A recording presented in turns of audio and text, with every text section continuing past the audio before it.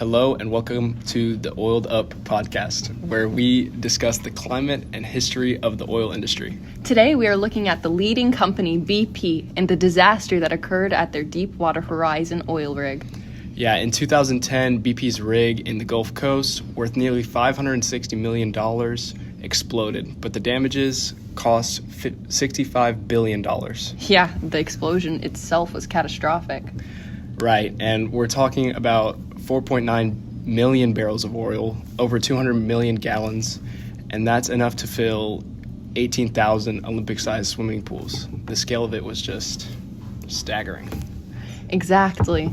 And the environmental consequences were absolutely devastating. The oil spread over thousands of square miles, affecting everything from marine life to the shoreline. Dolphins, sea turtles, and fish were directly impacted.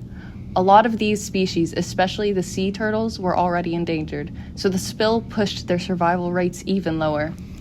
This tragic timeline starts on April 20th, 2010. The cause of the spill was a surge of natural gas that traveled through a faulty concrete seal and then up the riser onto the platform of the rig.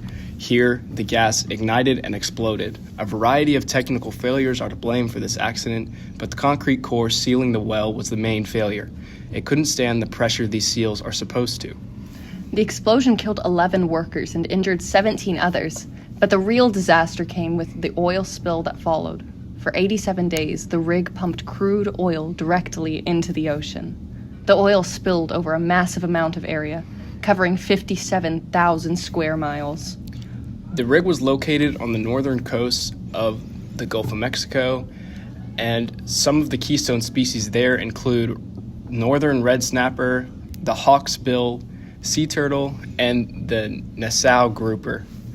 The spill was so detrimental because it initially impacted the base of the food web, killing off microorganisms like plankton, and the oil clouded up the water, and this made it impossible for phytoplankton to make energy and survive.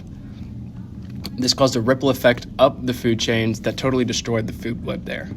But we also have to consider species outside of the water too.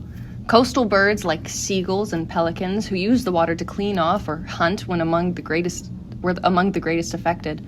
Many of these birds ended up ingesting the oil, killing over 800,000 birds. Even those individuals that did not die were able to migrate away. Their eggs were infected with contaminating compounds that could be traced back to the oil spill. Thankfully, over 10 years of cleanup have carried out through different mediums in the Gulf. A large portion of the oil was cleaned up by controlled burns, dissolved into air, or thinned and dispersed by chemical means.